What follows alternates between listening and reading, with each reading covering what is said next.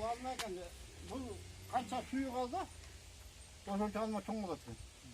Ha koyu bozuldu ama maydanoz kokatıyor. Daha küçük yemek ket kattı.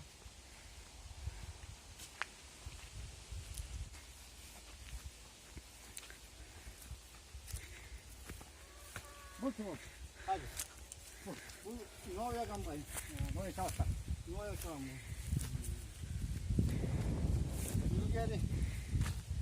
Traktörde de o tarafta 5 tonna kaçayım Noya çalışıyor. Anın ağzı traktör koyup kap. Dolgun.